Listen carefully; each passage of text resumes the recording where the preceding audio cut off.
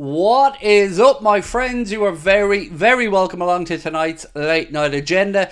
I know, before you get at me, I know it's a crazy story, but it's starting to creep into more and more publications, and I wouldn't be doing my job if I didn't bring it to you and discuss it. We've already put the poll up and you guys are having your say. We're going to get into it tonight. There's a load to go through. Some of our boys are playing tonight, I believe, as well for the Netherlands, so we'll keep an eye on Virgil van Dijk, Cody Gakpo. I think Coop Miners went off injured in the warm-up.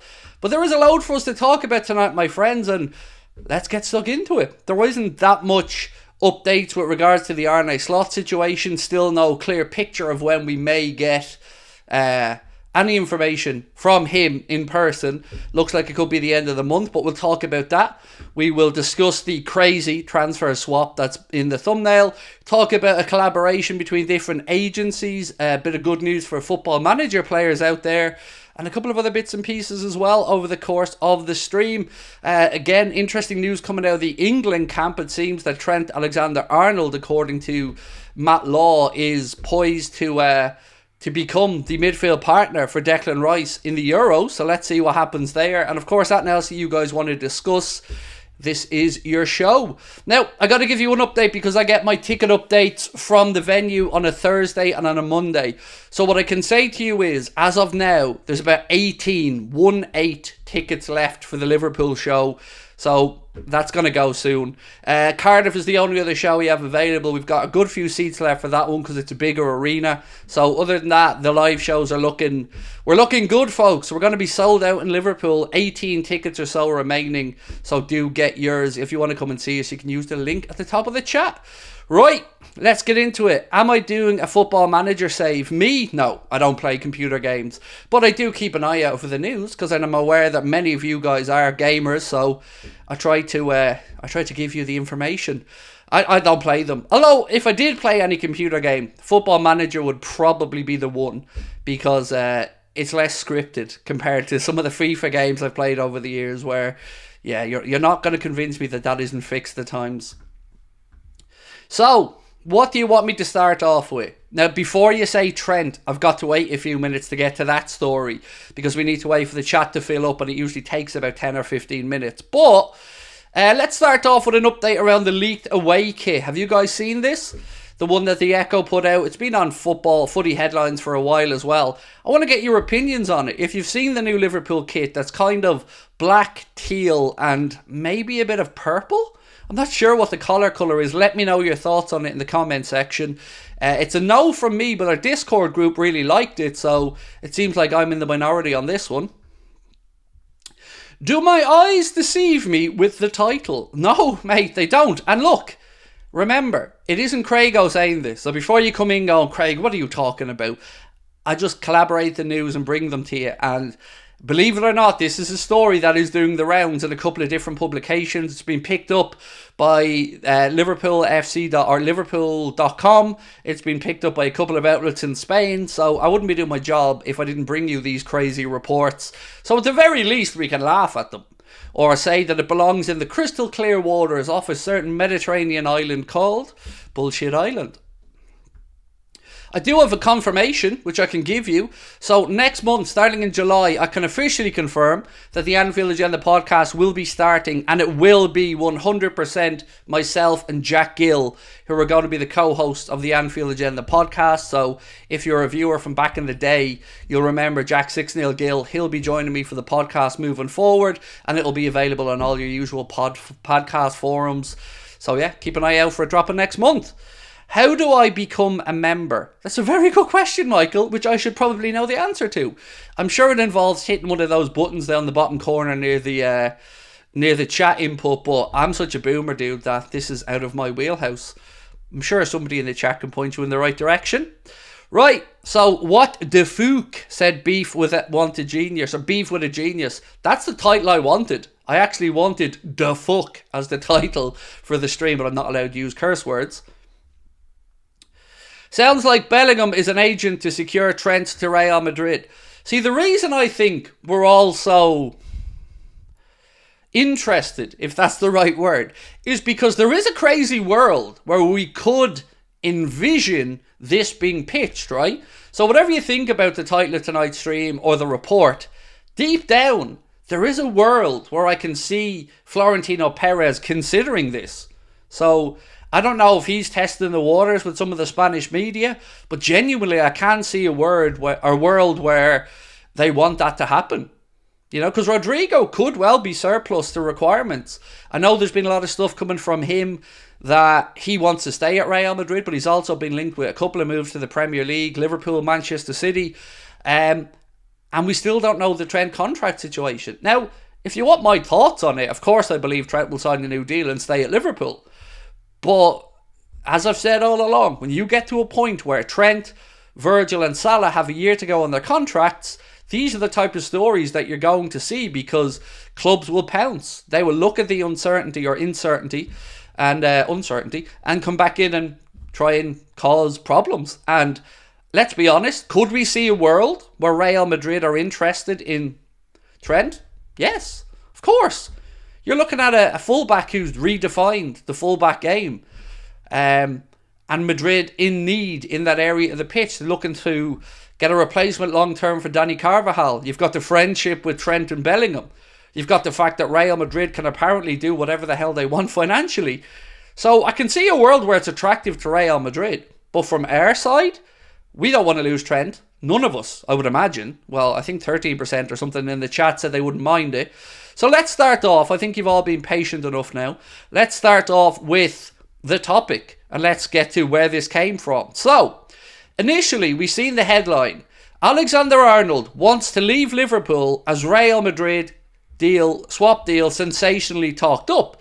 And the piece goes on to say, Trent Alexander-Arnold is prepared to push for a huge Liverpool exit this summer and could join Real Madrid in a staggering swap deal, according to reports.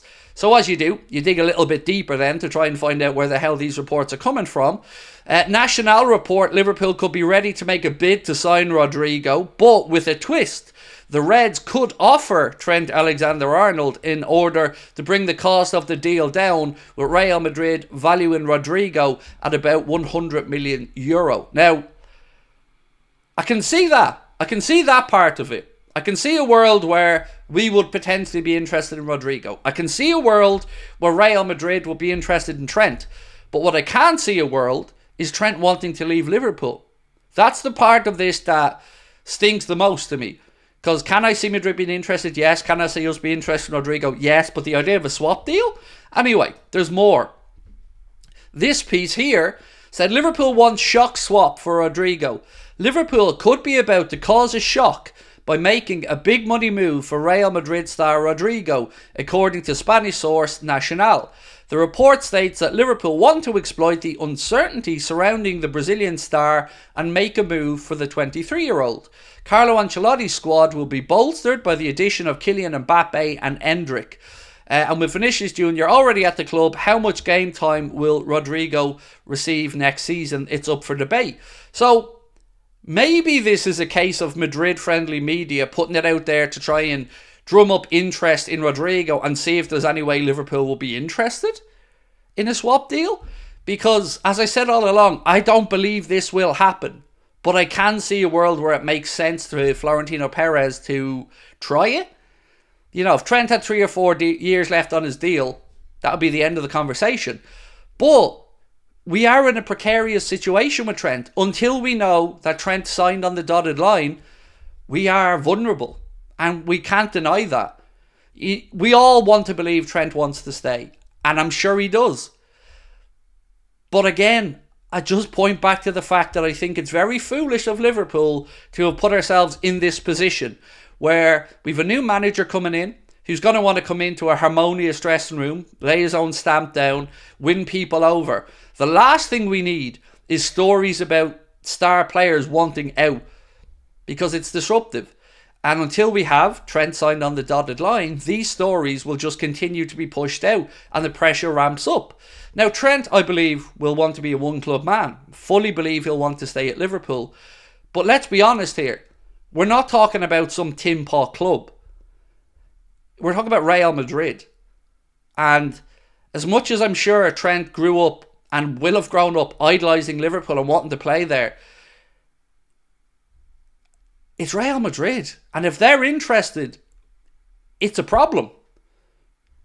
I think it just is. So that, the bromance between him and Bellingham has me on edge, and the fact that Trent is currently away with the English national team. I've said this to you guys in every single international break. When our players are away from Liverpool, when they're with their national teams, these ballsy or kind of hard-hitting or far-fetched stories seem to come out of the woodwork. And I'd like to see Trent address this. But again, let's wait and see. So I'm going to get through some of your comments. Not a fan of Rodrigo, said the Red Machine. Look, I take Rodrigo in a heartbeat. You know, whatever we talk about the Trent side of it, I could take Rodrigo at Liverpool in a heartbeat. But would I sacrifice Trent for him? No.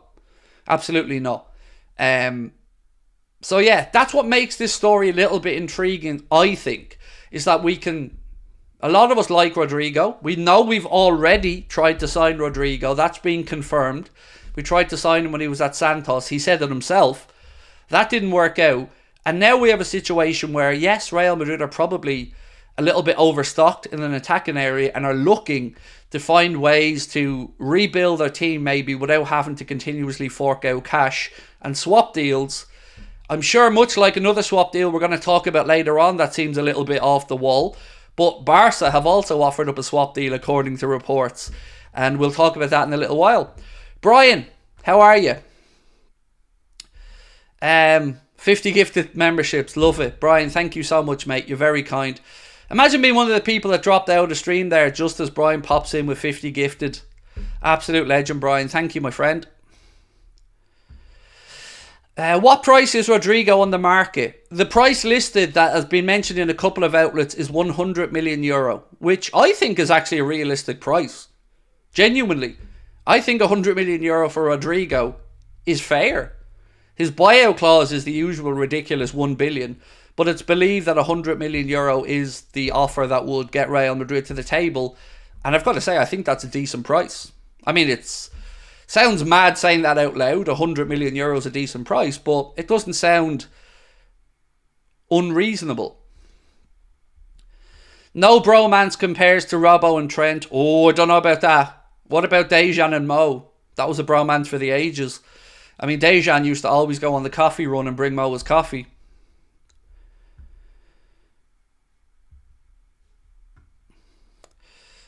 You can swap Chimicas for Rodrigo. Well, loads of publications actually are starting to tease that Costas could be one of those that's up for sale this summer. I've seen it written in the Echo somewhere, and I've seen it in a few other pages that, yeah, Costas is one of the ones that a lot of people seem unsure about his future this summer. I swear Brian drops in and gifts 50 membership every few days. Me and Brian are in contact all the time. Like, me and Brian message each other most days behind the scenes. Because I like to keep Brian up to date with all the Liverpool news and stuff while he's working away over in Boston. So we're always messaging, and we message in the evening and stuff as well. So yeah, for me, when I see Brian coming in, it's like, oh, thanks Brian. Because I chat with him offline as well. So yeah, I always appreciate his support of the channel and the community. And look, as you said, gifting 50 memberships is just incredibly generous. Right. I mean, how many amazing attackers do Real have? Out of all the options, it makes sense for Rodrigo to leave. It also makes sense that they need Trent to finally complete world domination. And John, that's the part that scares me, bro. Everything that you've said there, I can come to terms with in my mind. So for everyone that's coming in going, default, you know, I hear you. But let's just think about what John has said there for 1 second. Real Madrid are overstocked with attackers. I think most of us will believe that to be the case. Endrick, Rodrigo, Vinny Jr., Mbappe, Jude Bellingham, Brahim Diaz, right side as well. You've got Valverde who can play as an attacker. So I think we can all agree that Real Madrid are a little bit overstocked. So if we can see a world where they want rid of a player and they need a fullback, and our fullback only has 1 year to go, if ever there was a time for somebody to try and come in and get Trent, whether we want to admit it or not, now is probably that time. If I was in Florentino Perez's position, I'd certainly be looking at it. Because imagine they did pull this off. Imagine what that would look like. For them, be terrible for us. Great that we get Rodrigo, but losing Trent would be a catastrophe. But this is what happens. This is what happens when you don't tie players down to contracts. The media speculation starts. Silly season starts. And the difficult part for me to do here is to put a valuation on Trent. Because Trent in the open market with 3 years on his contract, I'm saying 120 upwards. Genuinely, I think 120 million quid upwards. But Trent with 1 year to go, that's a different proposition. Because if, and it's a big if, and I don't believe it to be the case, but if Trent was interested, or even flirted with the idea, every week that he isn't signed to a new deal strengthens somebody else's hand. In January, he could sign for Real Madrid for the following summer, and there ain't a damn thing we could do about it. This is why I've warned all along. It's all great saying we'll get things sorted and all, but we got to get it done. So when I told you all last season that the Salah situation was going to become a headache, I wasn't lying. And when I was banging on about Virgil and Trent's contract not being sorted, again, I wasn't lying. It's mental. And none of us want him to go. And I think we'll all agree on that. But it's Real Madrid. We ain't talking about an also-ran club here. We're talking about a club that's just literally won the European Cup again and has zeroed their eyes in on one of the best fullbacks or potential midfielders in the world in Trent. And we should be concerned until we hear otherwise. Article on Football 365 says Trent wants out. Hopeful the usual Spanish lies, said V. Aaron. So am I, mate. I'm very hopeful. And initially when me and Ben discussed tonight's stream title, we we certainly did it as a WTF kind of statement, because initially I laughed it off. But I don't know if I should be laughing, because maybe the whole thing as a package is laughable, but the individual parts of it I can see as a possibility. Trent, Virgil and Salah are getting their contract sorted the next few days. Okay, I'm going to say this to you, Stephen, and if I'm wrong on this, I'll hold my hands up, okay? I would be gobsmacked. I mean, I'm very, very, very, very, very, very, very, very confident you won't hear the words Mohamed Salah signs a new contract. I'm almost certain you're not going to see those things happening. And I don't know what gives you the belief that these things that haven't been sorted for the past months is going to get sorted in a couple of days when Trent's away with England, Virgil's away with the Netherlands. And yes, their agents can conduct these negotiations, but I don't know where you're getting that confidence from that those three gents are all going to sign new contracts in the next few days, because I wish the hell I had that confidence, mate. I'm not saying you're wrong, because let's be honest, we're all kind of guessing, but it's a big optimistic statement to make. Steve Macca alone all over again. Steve Macca and Owen, I think he meant to say all over again. Yes, for those of you who aren't aware, this is kind of how Michael Owen ended up at Real Madrid. And we only got like 8 million quid for him or something because it was the last year of his contract. Craig, if Diaz goes, who would you sign? Nico Williams. Nico Williams would be the one for me. You know the buyout clause. Yes, he has a high wage, but Nico Williams would be the answer for me if we were to lose a left winger. Right, so how much is Trent Alexander-Arnold worth with 1 year left on his Liverpool contract is the question that Ben's just posed. Those of you who are saying 100 to 125 million, you've lost the plot.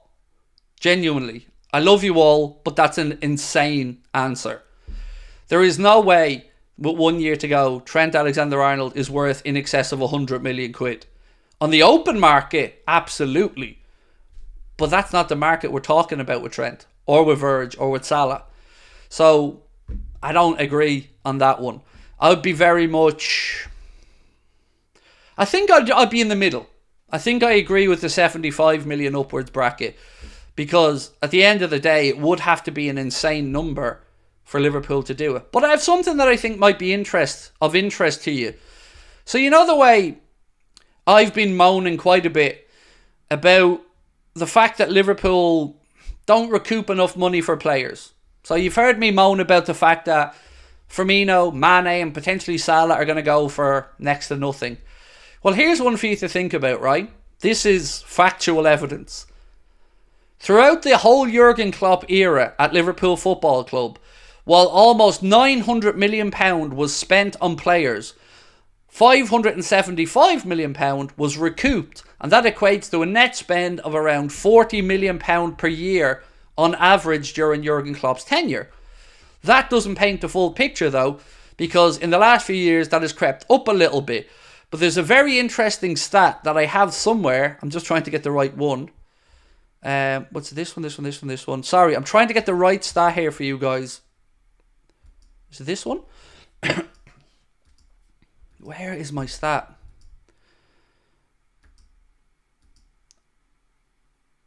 Sorry, I've got a very interesting set of statistics and I don't know where I've put them. Typical me. Where is it? Where the hell did I put this one? Sorry, this is going to bug me. Bear with me.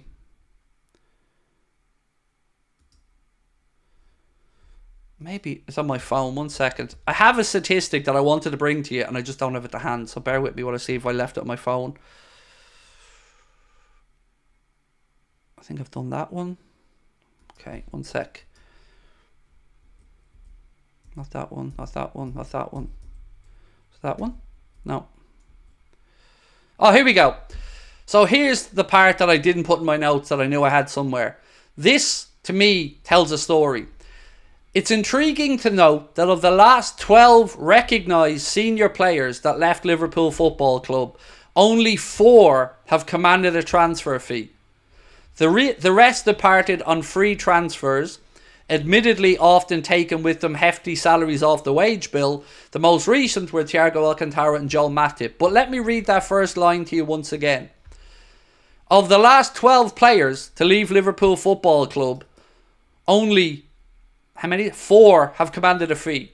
So 12 senior players leaving the club, and we've only got money for 4 of them. Now tell me that's good business. Because it isn't to me. Especially when every article you're going to read tells you about Liverpool being a club that have to spend what they can afford. And the article that I read out a moment ago, depending on the 900 million that Jurgen had spent, we'd recoup 550, meaning we'd average £40 million a season as a net transfer spend. These are the type of things that worry me. Because if we leave Salah go for free, that's madness. That'll be 13 players with 4 transfer fees. Now, we're the club that's supposed to be clever. And we're the club that's told every time we sign somebody that we're signing them with a view to them being able to progress, be young enough that there's a potential transfer fee at the end of it if Liverpool decide to cash in. Only for we're not cashing in. And that's part of the problem. If we don't start to recoup some transfer fees, I think we're going to have to get used to these smaller spends in the transfer market. So this is where my argument of making ruthless decisions, I think, holds water. If you sold Salah this year, that's 80 or 100 million quid on top of what we might have. Versus next year, if he goes for nothing, it's frustration. So let's play the game that Salah leaves for nothing in a year. As I've mentioned, that will be 13 first team players that Liverpool have let go off the books with only 4 of them receiving a transfer fee. That's not great.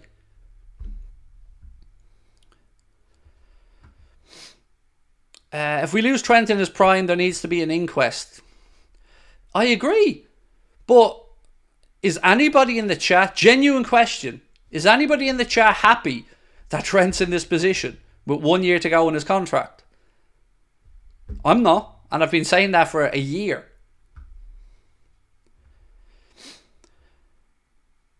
Edwards is back. We'll be back to making good business decisions. And again, I agree. And that's why I said to you that the right business decision is to sell Salah. Now do you see where I'm coming from? So we're all confident Michael Edwards is back and that the correct business decisions, no emotion involved anymore now, the correct business decisions are going to be made. Well, I would argue that the correct business decision is to sell the aging player and bring in cash. So, that's been my stance all along. And I know I've taken a lot of flack for it from people, but there's always been a method to my madness, if you want to call it that, because I know the bigger picture. I know the owners we have, as do you guys. I know if we all look deep down, it's right. It's right to sell Salah this summer.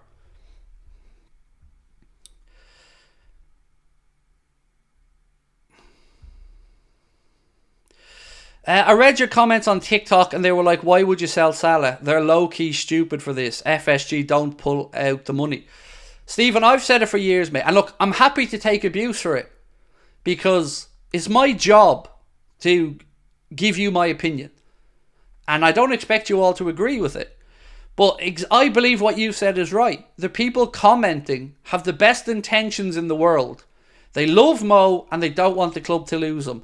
But I'm not sure that all the people that are commenting this way look at the bigger picture. And the bigger picture is exactly as you've pointed out. We have owners who don't put their hand in their pocket and have a net spend of 40 million quid a season. And we're supposed to try and win the Premier League and the Champions League by doing that. And yes, to some extent we can do that by being clever and bringing in the right type of players.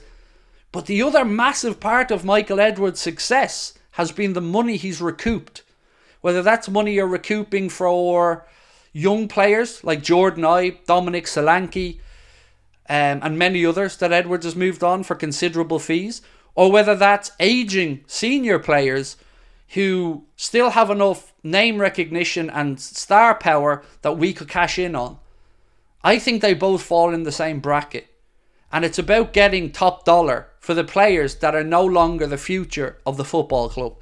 And even the most hardcore Mohamed Salah supporters surely will admit that he isn't the future of the club. He might be the present. He was absolutely a brilliant past, but he isn't the future. The future is going to be the next set of players who can press, can get up and down the flank, can work their backsides off, don't pick up some injuries. And this is where you need somebody with a pair of balls. And not, for all the stuff we love about Jurgen Klopp, and God, there's a lot, because he's incredible. I think one of the two things we all agree on were substitutions were too late, and he was sometimes too loyal to players. That's why I was optimistic when Edwards came back in. Because I heard all the right things. Removing emotion, making the correct business decision, looking to the long-term future, sustainability. They're all words that work if you can make the difficult decisions. We have to replace the goals Salah scores though. So, yes and no. Our problem's never been scoring goals, Paul. Look back to the last 15, 20 years of Liverpool Football Club. We've always got goal scorers. And yes, you will never find somebody to come in and do the first 5 years of Mo. Nobody's doing those numbers unless your name's Mbappe. But we can bring somebody in and spread the goal. For instance, I'll make you an argument. Next season, I'm absolutely certain Darwin Núñez is going to score at least 10 more goals. I'm certain about that. If Jota's fit, he'll bag another handful as well. So I'm comfortable enough that we'll find a way to score goals.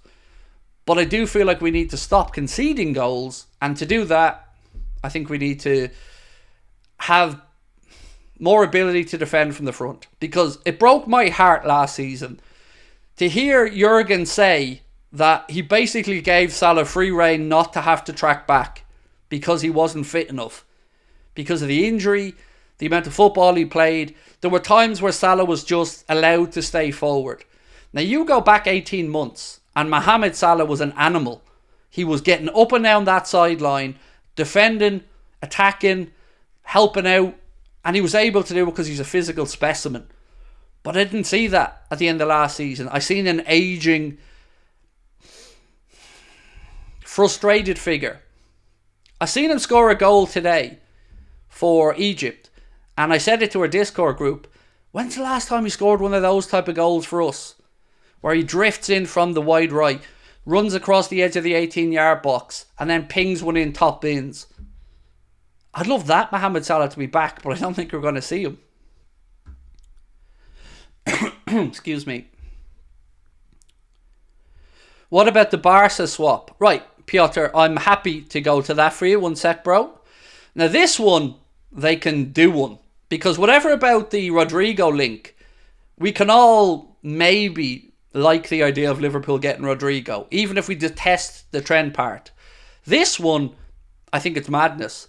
This one said, Barca to offer Rafinha in swap deal for Diaz. And that's coming from Sky Sports. I'm sure they will offer him, but the fuck do we want them? Why do we want a player that isn't good enough at a poor Barcelona team? Yeah, I'm going to pass, thank you, on the Rafinha stuff. Rafinha, when he was leaving Leeds United, there's a good debate. There's a good debate about whether it was the right time to maybe make a play for him or not. And we were kind of divided on that at the time. Some were yes, some were no.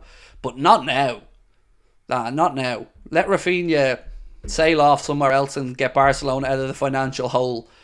Yeah, we're not going to be the ones to do that. The goals that Mo used to score reminds me of the ones that Harvey scores nowadays, not going to lie. I can see that. And Diaz has another ability to do what Mo did, you know, kind of trickle in from the left, go across the edge of the box and shoot. But let me ask you another question. How many times over the past 2 years, or even year, have we seen this scenario play out? Give Mo the ball, Mo drifts inside, goes past the player, shoots, and it's blocked. How many times have you seen that? Or Mo goes to take on player and doesn't get past the first player and it bobbles out for a throw in. That is what I'm seeing most of the time. And for every one goal he scores that he used to score 3 or 4 of, I think now we're not seeing the same man. I don't think Diaz would do well at Barcelona, said Dylan Adams. Well, there was a piece yesterday that said Liverpool, if Barca or anybody else want them, would have to pay about £70 million upwards to make the deal possible. I'm looking at Rodrigo's injury list here, actually, that Mark sent me, and it's pretty minimal. You know, I'm looking at it. The longest one I can see here is a hamstring injury that kept him out for just over 2 months. But other than that, you're talking a flu, COVID. Again, the hamstring has happened on a couple of occasions, but that's not unusual for an explosive forward. And these hamstring injuries are minor time-wise compared to some of the other ones. Can I play centre-back for Liverpool? Yeah, of course. Very badly, but I could do it. No, it wouldn't be me, man. And look, we will move on to talk about centre-backs because we still need to figure out that conundrum. Football Manager update. So just in case you haven't seen this, Football Manager secures deal for Premier League badges, kits and player faces. Sports Interactive, the makers of Football Manager, has announced a licensing partnership with the Premier League. The 2025 edition will feature official logos, kits, badges and player faces for all 20 Premier League teams. The partnership will run for 4 years and will bring a new element of personalisation for fans of the popular management simulation game. I know a lot of people in our community play Football Manager. I don't know if that's good or bad news to you guys. Probably good. But, you know, I know it's something we need to talk about and bring to the table. I also have something I want to speak about regarding LeBron James and his agency that he's with. So this article today from David Ornstein of The Athletic said, LeBron James to join forces with Virgil van Dijk as UTA announce Roof deal.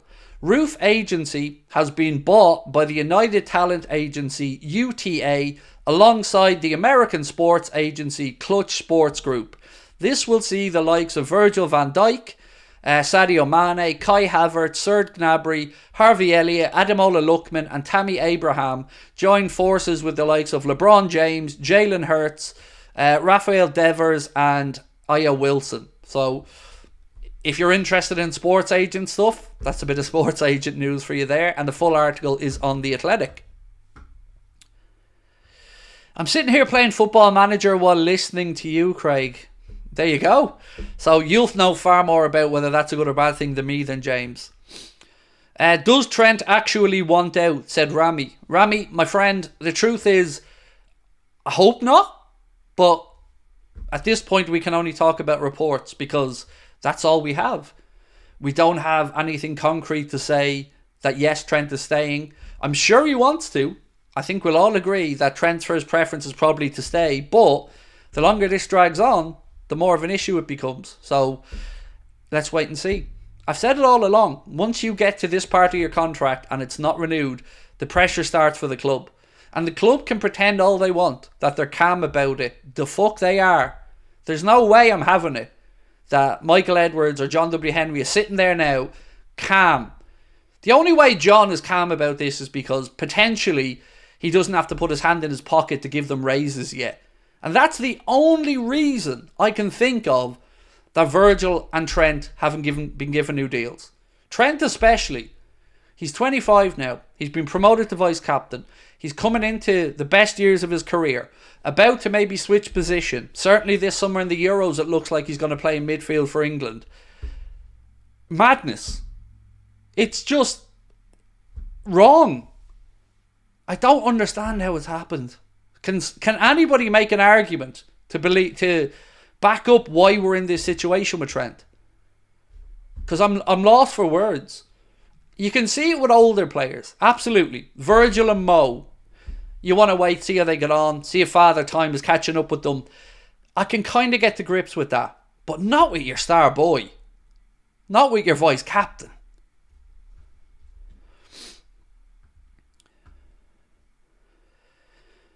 Anyone who saw Trent's interview with Gary knows he's considering it, said Trucy Scura. I don't know which interview you're on about. I'm sure, overlap interview or something, was it? But I don't know. I know people think I'm angry and all, and I am a lot of the time, but there's usually a reason for it. And I could see these kind of stories coming a mile away. Trent isn't thinking of leaving right now, at least. He's focused at the Euros. Potentially, John, or, and here's another one for you, I'm Jude Bellingham, and I'm talking to my pal Trent about how great my first year has been at this mega club Real Madrid, where you win the league, the European Cup, you get nominated for potentially Ballon d'Ors, Laureates Awards, and life's great and you're treated like a superstar and you're playing in the regenerated, redone Santiago Bernabeu in Madrid, and you are at the biggest club in the world. Are you for even a second not believing that he's in Trent's ear? He is. He is, because we would do it the other way around. And we've seen Steven Gerrard say many times in the past that he was asked to do this. Carroll was asked to do it. Football clubs do this to their players all the time. They get their star boy who's mates with another one to get in their ear and start telling them how great life is over here. That's what I think's happening right now at the England camp, as well as, of course, all the English preparation.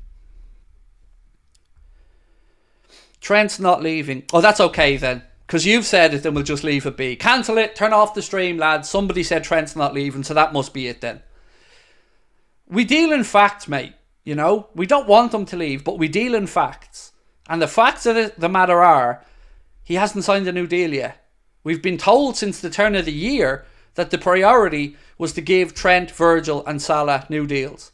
Hasn't happened yet. So I don't know how you can just go, he's doing it because I want him to. Because that's how the world works. Mate, I want to wake up tomorrow with more downstairs and more upstairs, but I can't guarantee it's going to happen. So, you know, we need to take our emotions out of this. I take it as a given that everyone wants Trent to stay. I take it as a given that everybody wants a new deal for Salah and Virg. But that's not the reality yet. Remember Gerrard and Jose Mourinho in 2004? Yes, I do. I remember Steven Gerrard saying, I didn't feel like Liverpool were working hard enough to keep me at the club. I didn't feel loved. And that was Gerrard. Steven motherfucking Gerrard. And if it can happen with Stevie G, it's potentially able to happen for anyone. So you can't just bury your head in the sand and say, well, I don't want it to happen, so it's not going to happen. What's this one? So Fabrizio Romano has just said Liverpool remain in the race to sign Crescencio Somerville. Again, I don't know where we are with this whole Somerville thing. It feels weird because we've been linked with him for a very long time. There was some story saying we've lost that interest, and now there's more stories again saying we're still interested, along with Chelsea for Crescencio Somerville. Colin Brooks said, didn't feel loved, boo-hoo. Well, again, Colin, I think it's... Look, as human beings, we're all insecure to some point. And if you're not, you're one of the few lucky ones. And I wish I were you, honestly. But as human beings, we all want to be told attaboy or attagirl or you're doing a good job or we love you, right? So if Steven Gerrard was winning the Champions League with Liverpool and didn't feel that Rick Parry at the time and Liverpool and David Moyes were pushing hard enough to give him a deal that underlined his status in world football and as somebody who would just help Liverpool to win the Champions League, and Roman Abramovich and his yacht come sailing on in, and it wasn't David Moyes, it was Rick Parry said this himself. Search it, it's a fact. He said the biggest mistake Chelsea made was letting Steven Gerrard off Roman Abramovich's yacht without signing the contract. And he's right, because that then gave us the opportunity to show Steven Gerrard that he was loved, that he was wanted, and he signed a new deal when he reflected and said the famous words, winning stuff at Liverpool will mean more than winning a lot more with Chelsea. So, let's wait and see. But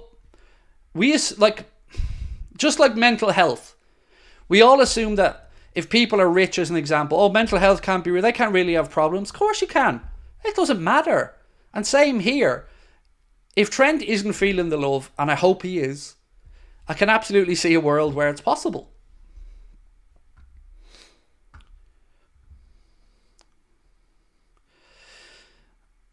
Colin said, Romano, don't listen to this twat. Look, I don't know what to make about Crescencio Somerville. At this point, honestly, I'm bored of it. Like, we're either in from or we aren't, but either way, what the fuck are we waiting for? One way or the other, This is what's confusing me at the minute. Somerville's there, and a lot of clubs will probably need to free up some money before the end of June because of the profit and sustainability rules.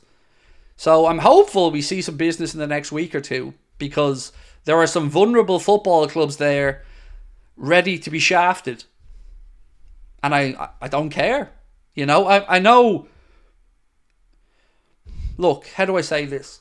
I know it sounds shady, me saying that there's vulnerable football clubs ready to be shafted. But that's their tough. I've said this for years. I don't think there's enough shithousery in the Premier League. If I was Liverpool right now, I'd be looking at those clubs. I'd be looking at Villa and going, they need to free up money. Are they open to an Ollie Watkins sale? Or I'd be looking around at other clubs and thinking, they have financial trouble. We don't. Let's capitalise on it. And that's where I think Michael Edwards would be genius. Because Michael Edwards is quite good at rebalancing the leverage. If you want an example of it, look at the Ruben Amorim situation. Ruben Amorim tries to force Liverpool's hand by jumping on a plane and going over to West Ham for a negotiation, thinking that that's going to spark Liverpool into interest. What did Michael Edwards do? Put it out the next day that they're going for Arne Slot. Class. That's actually class.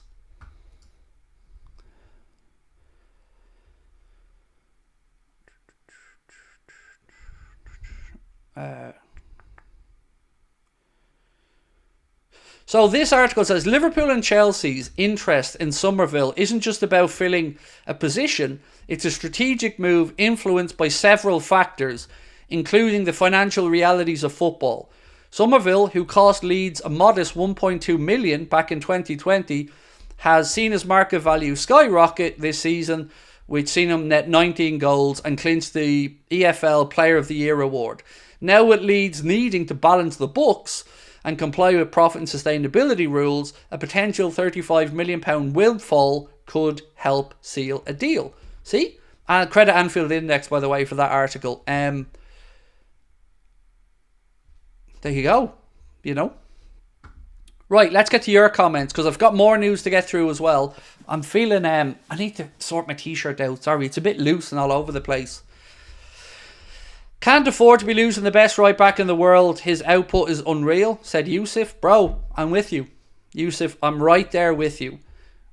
My argument here, Yusuf, is not anything other than this is the height of stupidity that we're in this position.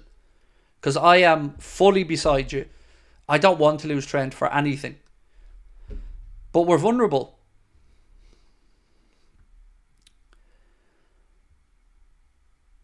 If they're ready to be shafted, it's their fault. Exactly. It's ruthless. It's dog eat dog. And what's the point in us having this good financial position if we can't leverage it for better deals? You know, that's the right way to do it. As you've rightly said, some of these clubs have overstretched themselves or gambled on European football or gambled on Premier League survival. And it hasn't worked for them. And that's unfortunate, but it's also a whole lot of not our problem. So yeah, we should look to leverage it. And we should look to jump all over these type of opportunities. Who was the player in the Barca swap? Rafinha. Samiak. Rafinha was the story. I'll read it out to you now, bro. One sec. I have a little bit on Levi Colwill coming up, by the way, so don't go anywhere. I want to get your thoughts on a Levi Colwill story that's doing the rounds. So the story about Rafinha was... actually, I read it on Sky Sports, to be honest with you, and it said, Liverpool rumours, Barca to offer Rafinha in swap deal for Diaz. And have a look on Sky Sports yourself. It's still up there under the Liverpool heading. Finty Tin says, instinct tells me Somerville is Chelsea bound. And I'm with you. And the bookies are with you. So, if you want my take on it, and it's just a take, I'm not coming from a position of information on this. I believe you're right. I believe Chelsea are going to sign Somerville and that we've backed away because we have eyes on somebody else. That's my belief. The bookies have us quite a way down to sign Somerville. It's dropping and dropping. And Chelsea are the favourites. Or at least the last time I checked, they were the favourites. And I think it makes sense because they have to be somewhat realistic in their business as well. And I don't think they have the availability or the ability to go out there and spend much more than that type of money on a player at the minute because they have their own concerns. I'll be pretty frustrated if Rafinha came to Anfield. Alistair, my friend, I can promise you, you don't have to worry about that. That's a load of me arse. That's a story from a club who are desperate, one, to land Diaz, and two, to offload Rafinha to make it happen. So you can find 10 Rafinha stories about Saudi, about Italy, and about Liverpool and other Premier League clubs. They're desperate to get rid of him so they can free up money. Or so they can free up wages, allowing them to get a player or two in. Because they want seniority in the dressing room, and they've been speaking about Diaz from the perspective of him being a senior player who they believe can come in and add a much needed lack of leadership, I think was the word, in their dressing room. Did anybody else see Diaz spitting bars? Yes, I did. I seen that video. It's the official Colombia Copa America song, if I'm not mistaken. And Lucho's on there. He's mentioned in it. And yeah, it's interesting. But hey, good man. Why not? Get yourself out there, spit some bars, and why not? Have a bit of fun with it. John Barnes did it back in the day for us. And he's still living off it, as well as his great football, of course. But he still loves... I love John Barnes doing the Rapper's Delight for Kloppo during his good farewell thing. That was brilliant. Wasn't there reports to say the Madrid fans wouldn't welcome Trent if they signed for them? To be fair, and I know this for a fact, because I was on social media at the time looking at it, they didn't want Bellingham. I know that sounds absolutely ludicrous, but I swear to you, the big Madrid pages, like I think, what is it called? Madrid Extra or whatever the hell it's called. Look at that account back in the day when the rumours about Bellingham started being put out there. They didn't want him. They said he was overhyped, overpriced, and they didn't need them, that they wanted players in other positions that they needed reinforcements in. I sat there and went, you ungrateful shits. You're here, you're so spoiled that you're like, nah, we don't want them. Nah, we don't want Bellingham. And now they're all like, best player in the world. Madness. And I'm telling you, I'm not making that up. Go and look back. Did you see Lee Trundle's daughter was in an episode of Casualty the other day? So many things about that, bro. One, how the hell would I know that? Two, I don't watch Casualty. And three, good for her. Genuinely, good for her. Carl wants to know, can we see the new manager, please? Dude, I'm the closest you're going to get to hearing from Arne Slot at the minute. That's mad, isn't it? I am probably the closest you're getting to hearing from Arne Slot for the next couple of weeks. I can't believe the man is 10 days into the job as Liverpool's head coach and we haven't heard a peep. It feels really weird to me. But I'm just anxious because I want to hear from him. I'm genuinely intrigued to hear what I have to say.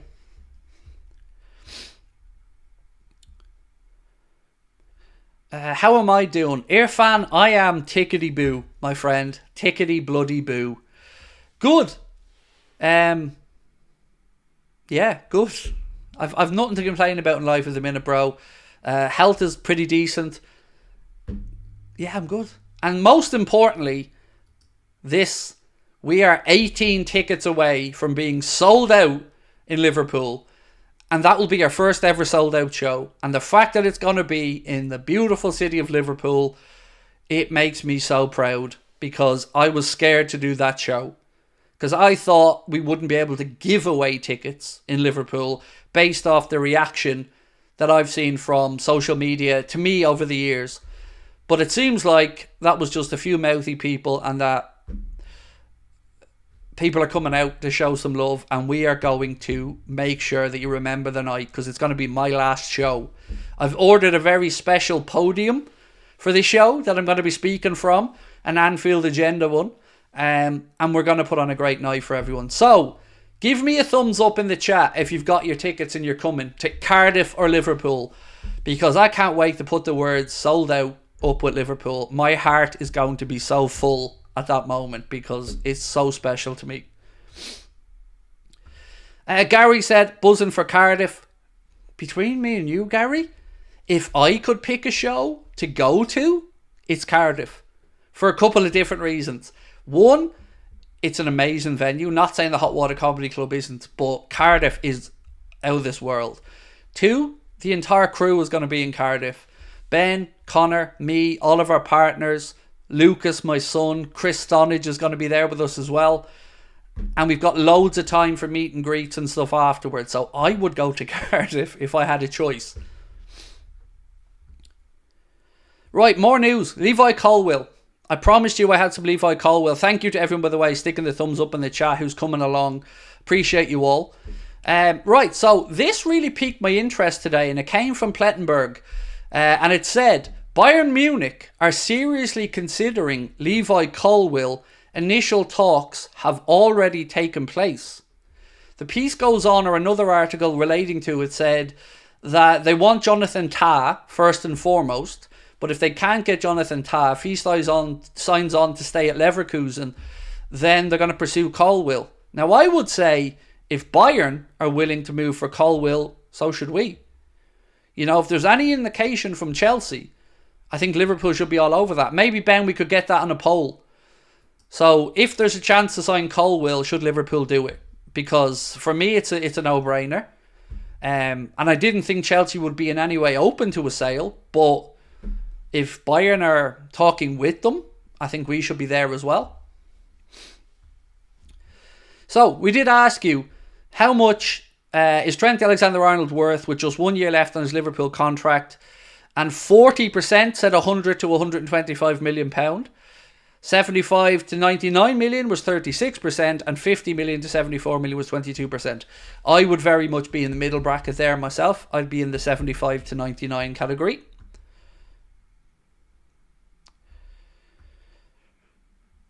It's embarrassing that England couldn't beat Iceland, but the Netherlands are battering the crap out of them 4-0. I didn't know that was the score in the Netherlands game, to be honest with you. But, I mean, I wouldn't read too much into it. Because, honestly, if you ask me who was a better chance to win the Euros, I'm saying England. But it is interesting. And it's certainly not the way you'd want to sign off heading into a tournament where you want a confidence-building win. But I wouldn't read too much into it if I was an England fan either. I wouldn't be writing off the tournament or anything because of it. Vicky said, can't wait for the Liverpool show. Thank you, Vicky. And I want to say this sincerely to everyone. Whether you came to Belfast, you're coming to Cardiff, or you're coming to Liverpool, thank you for letting me live my dream. Thank you for letting me... Thank you for the support. Because that's what this is about. All these live shows, particularly the UK, we're not making money on these. Because the cost of us getting everything over to the UK and booking the venues, it's never been about money. We've put the tickets on as cheap as we can so we lose as little as possible. Because we want to make it about thanking you. The whole show is going to be about making sure that you guys understand how appreciated you are and how I know I wouldn't be here without you. So it's that's what it's going to be about for me. A thank you for all of your support. And for the Sabrina reveal, of course. She's definitely getting outed on one of these shows. What do you think of Jack Grealish not making the final squad?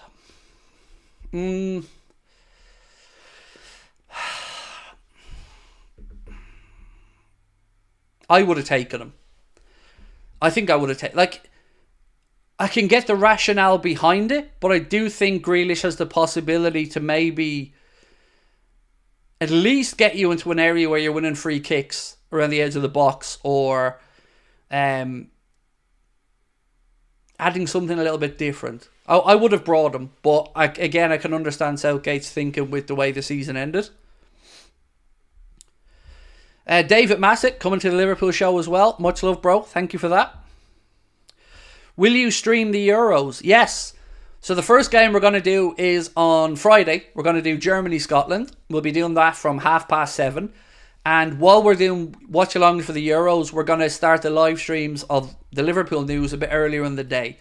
So you can expect Anfield Agenda live streams at about 5 o'clock, and then the watch-along starting from 7:30. Right, more. Here's an interesting stat. According to a survey conducted, most football fans would rather see their club win the Premier League over England winning the Euros. Betfair and YouGov sports survey of more than 2,000 football fans has revealed that almost 2/3 would rather see their club win the Premier League over an England triumph in Germany this summer in the Euros. Chelsea fans are the most patriotic, shock, with 60% of them preferring an England Euros win, while just 32% of Liverpool supporters side with the Three Lions. Shock. Obviously, there's a very good reason why Chelsea fans want England to win the Euros. And it is this. Think of the song. You've got Chelsea, Chelsea, Chelsea, Chelsea. So they're used to that. So England, England. It's not really too much of a leap, is it? So that's why, they want it. And they know they fuck all chance of seeing Chelsea win it anytime soon. And they've also been spoiled over the years. So maybe they just want England to win something because of that London-centricness. For me, I'm in the who gives a shit club about international football, really. That's their only chance. I know. It's mental. That and the waving tenors around. And they've upgraded. It used to be fivers, but apparently now they're waving tenors around. Oh, Rodrygo for Trent is a good deal. Wow. Interesting, bro. Is it? The poll didn't think so. Look, would I take Rodrigo? Yes. But I don't want to lose Trent. That's my take on it anyway. I'd rather Liverpool win the league than the US winning the Copa America, said Squeaky Clean. As you should, because you shouldn't be in the Copa America. Let's get that out of the way first and foremost.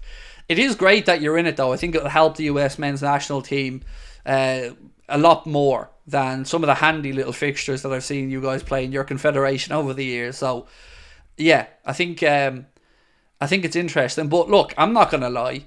If you said to me right now, Craig, Liverpool win the league or Ireland win the World Cup, I'm sorry, but, come on, you boys in green. And I'm not really a fan of international football, but, the chances of Ireland winning the World Cup are slim to none. So if that was on offer, I'd be taking it for my country. Swap with Salah. I've not seen anything really on that one, bro. Is it Arnold or Ahmad? Arnold said, I would take Rodrigo for Trent. Interesting.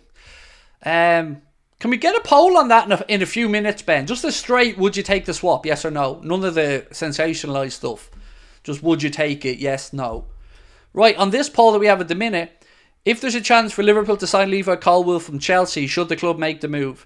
65% of you guys so far are saying yes. I think it's a no-brainer. With Colwill, you've got homegrown, first and foremost. You've got somebody who came up to a very good academy, like Cobham and Chelsea produce very good youngsters. And you also have somebody who probably feels he has a point to prove, because he never really got the full breakthrough at Chelsea. Like, he never really got the love, is what I'm trying to say. He always kind of got pushed back down the pecking order a little bit. So for me, I'd love it. I love him. I think he'd be a great signing. And he ticks a lot of boxes for me. How do you feel about so many players start with Ireland but then switch to England internationally? Obviously it hurts. I've got to be honest about that. Seeing Declan Rice come through at underage level with Ireland, kissing the badge, tweeting some Republican-esque type stuff, and then switching to England. Then you've got the same with Jack Grealish. It hurts, but there's nothing else I can say. From a perspective of, there are chances to win stuff, play at the biggest tournaments, maybe where their heart really lies. I don't know. I can't answer that question for them. But of course it stinks. For us, it really hurts. So if you look at England right now, whether you want to believe me or not, Bellingham, Kane, Rice, Grealish could all play for Ireland. Imagine that. Now, it's far-fetched, except for Grealish and Rice. But imagine that. Bellingham, Kane, Rice, Grealish all could qualify to play for Ireland. Imagine that. Imagine we had them in that Irish team. That'd be a different scenario altogether.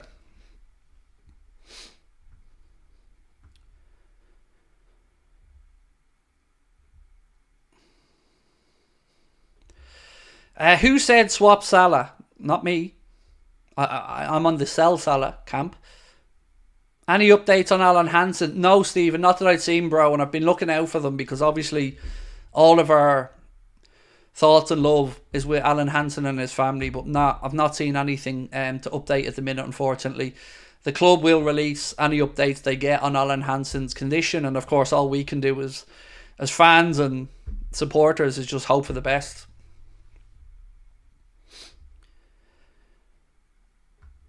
Why am I the only Liverpool fan who wants a right back to be able to defend? So who do you think can't defend?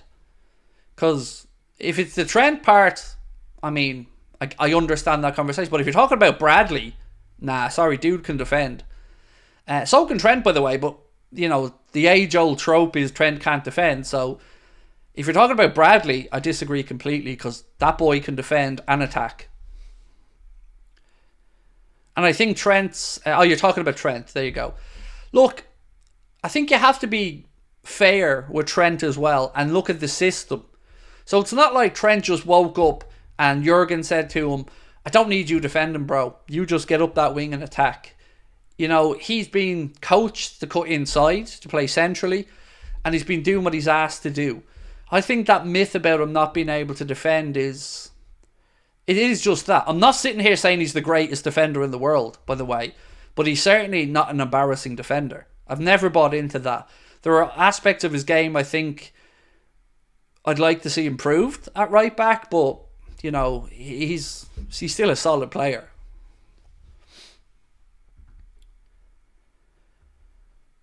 I think Bradley is great and Trent is not as bad as defending as people make out, said Lisa. Lisa, I agree with you, my friend.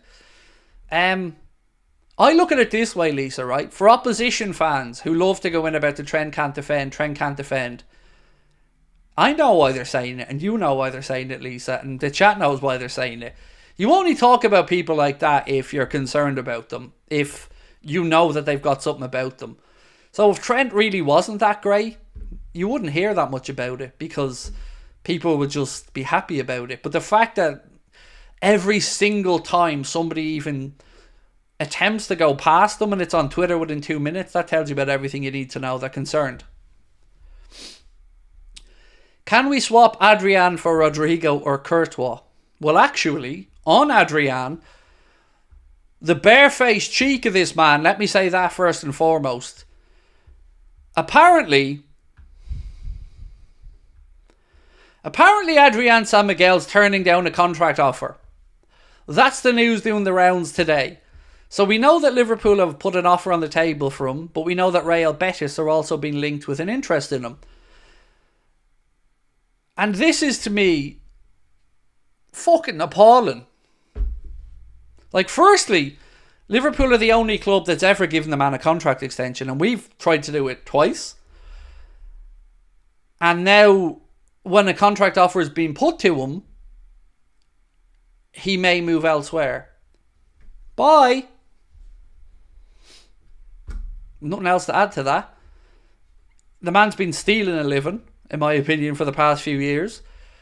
So yeah, if you don't want to stick around and do what you're going to do, then look, if you want to play, fair enough. I've always said that about it. If you want to go and play and start at Real Betis, no problem. But why would you even enter into negotiations with Liverpool if you wanted to move away? That's the part I don't get. But it just feels mad to me. Sorry, I need to just lock my phone. Feels mad to me that we could potentially be rebuffed by Adrian. Let that sit with you for a minute. It's like Newcastle offering Karius a deal and Karius saying no. I'd be laughing at them. And now it feels like, I don't know, it doesn't feel great. Like, the idea of being rejected by Adrian San Miguel is like going 2 o'clock in the morning for the ugly lad or girl at the party or the nightclub and striking out. You know? It's, I don't know. What's your score prediction for Ireland-Portugal? I haven't got a clue. 2-2? Depending, maybe. I don't know. Where's all the Adrian hate coming from? Coming from the fact that he's shy. At least I'm honest about it. Do you know? Adrian... Well, what the fuck should be the praise for Adrian? Remember, like, who was in goal for the 7-2 with Villa? Who didn't even apologise after he gifted Atletico Madrid a goal to basically end our Champions League campaign? I mean, no, sorry. A lot of people saying it's not hate, it's criticism. Oh no, this time it's hate. I've often said to you guys, with Salah as an example, it ain't hate, it's critiquing. With Adrian, it's fucking hate. That's how deep with me and Adrian it runs. This lad is stealing a living. Like, how am I supposed to sit here and hear that Adrian's earning 60 grand a week while Kelleher's on 10?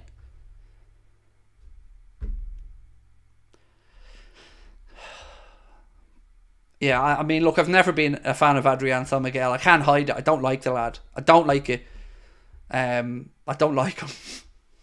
But apparently, and I mean this sincerely, apparently he's great around the club. He's really popular in the changing room. James Pearce has constantly said he's a thorough professional. And I can believe all of that. But he's still shy. And nobody's going to convince me otherwise of that. Are Liverpool on pause at the minute? Nothing is happening, said Whitehammer. Look, it's a difficult one to answer, bro, because one, you know, we need to figure out where the gaffer is. Is he on holiday? Is he easing his way into the job? I very much believe Michael Edwards, Richard Hughes and those guys, Barry Hunter, Dave Fallows, I believe all of them are going to be working away in the background. And I think the end of this month is going to start becoming interesting. Because as the end of June gets closer and the potential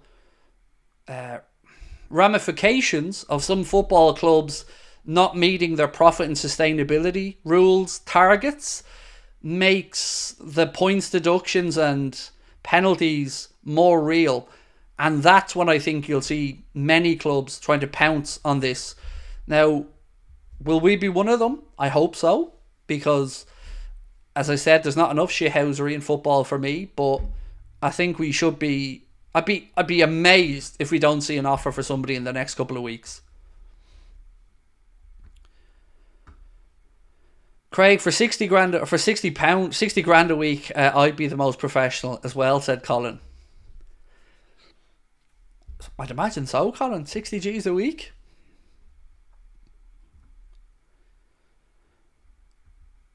He's looking at the youth system, Craig. I don't know what IND is. Swap deal rumours are always horseshit, made up by a hack who thought the rumour wouldn't get enough clicks. Maybe.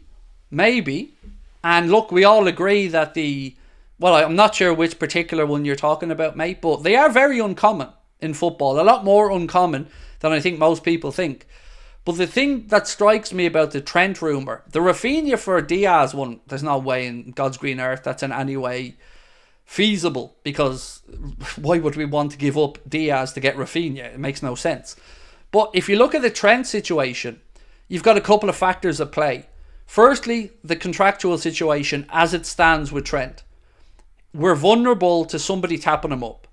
Now, we all hope and believe that Trent is a one-club man and will absolutely want to stay at Liverpool. I hope you're still with me so far. On the other side of it, let's look at Rodrigo. Can you see a world where we'd be interested in Rodrigo?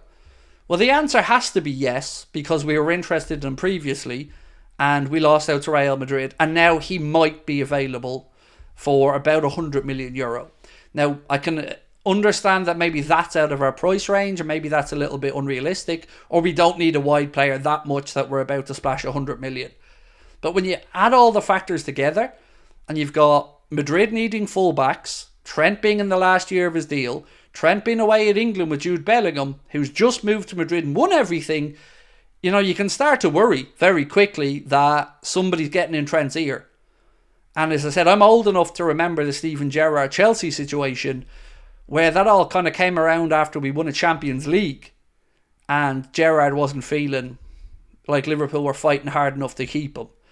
So normally, yeah, I say all these stories are crap, but sometimes these stories have either a kernel of truth or a possibility or a scenario that is feasible. So that's where, with me, this Rodrigo Trent one, it certainly piqued my interest, because I could see a situation. I can certainly see how Real Madrid want it. I can see that all day long. They're overstocked in attack. They need full-backs. They're trying to make sure that they can be as savvy as they are with their cash. So I can see a world where it really appeals to Real Madrid, and they've asked Bellingham to get in his ear and all that stuff. But I still find it hard to believe Trent isn't going to be a one-club man. And coming into his prime, being promoted up to vice-captain and getting a senior role at the club, all of that points to me about Trent wanting to stay. But I don't know how big a factor Klopp leaving is as well. Because we've seen how upset Trent was when Jurgen was departing. Trent spoke about him as being the manager who really believed in him, stuck with him, helped him, developed him, and turned him into a superstar. I don't know what impact that's had on Trent's mind. I don't know if he's thinking, if ever there was a time, maybe now is the time. You know, without knowing the man personally, it's hard for us to know any of these things. But when you add all these little factors up, you know, you can see a world where it's possible. And if you can see a world where it's possible, you've got a reason to be concerned, in my opinion. Looking tanned, Craig, you've been away on holiday. No, the real answer is that when I wear white, my skin goes darker on this camera. When I wear black, my skin goes pale on this camera. So I can't wear black.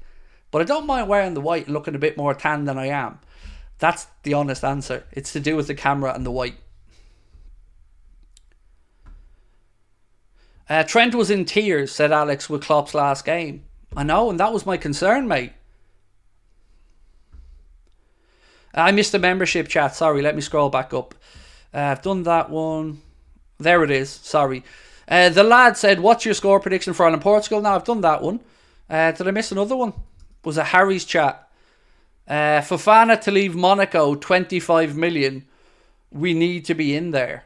Now, look, Harry, I can see a world where Liverpool are in that conversation. We've looked to Monaco before for a midfielder and found quite a good one. So, yeah, I can see why you'd be interested. Same way I can see why people would be interested in Ugarte at 50 mil.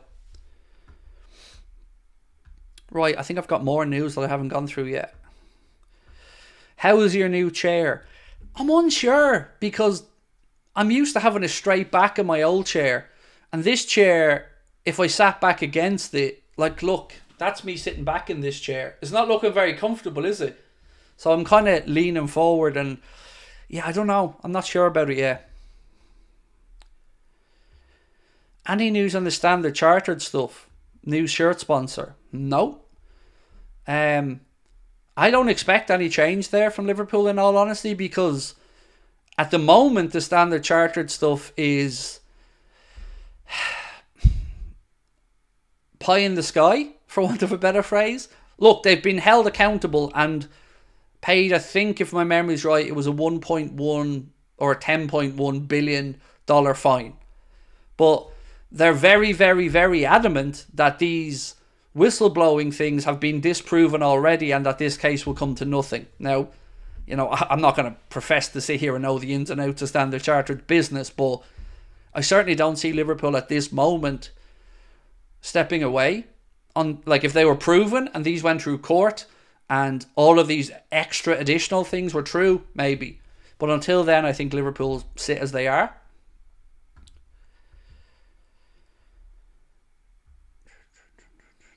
It takes years for your ass to get a chair just right.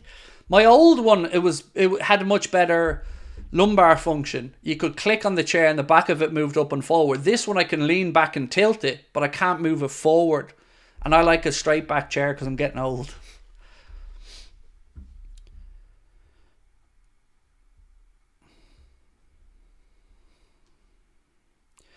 John said, oh, your lovely wife came to the last stream to fix your chair, so the chair is new. Your wife's an angel. You're right about that, mate. She is. I love my wife dearly. She's my best friend and gets me like nobody else. And she's the kindest, lovable soul ever. So yeah, she's an angel, you're right. And I don't deserve her. Have I thought of getting a neck pillow? I have one, but that's not going to help this situation because it's like there's a gap of about that much. So I have a lumbar pillow as well, which I'm going to mess about with. But yeah, don't worry about me in the chair. That's a whole lot of my problem. I'll figure it out. Does my legs touch the floor? Of course. Yes, my legs. This chair is a little bit shorter, I think, than the other one by about 6 inches. Right, anyway, more news to get through. Because Diogo Jota has been talking about who he thinks is the best player in the Premier League right now. What do we think? Any guesses? Who do you think Diogo may have said is, in his opinion, the best player in the Premier League right now? It's not Haaland. I'll give you a hint. Finley, how are you, bro? 9 months as a member. Couldn't have chosen a better channel to watch. We need more fans like you, mate. Hope the family are well and you'll never walk alone. Thank you, Finley. That's a lovely thing to say. I don't know what else to add to it, mate. You know, I'm always humbled when somebody has kind words like that, bro. So thank you. And it's also been great for you to be with us for 9 months as well. I appreciate your support. McAllister, yes, there you go. Loads of you guys got it in the chat. Yes, Anfield Edition posted this crediting goal and said, Diogo Jota is the best player in the Premier League right now. No, he didn't say that. I'm absolutely lying. Diogo Jota said the best player in the Premier League right now is Alexis McAllister. Sorry. That's what he said. So Alexis McAllister is the best player in the Premier League right now, according to Diogo's.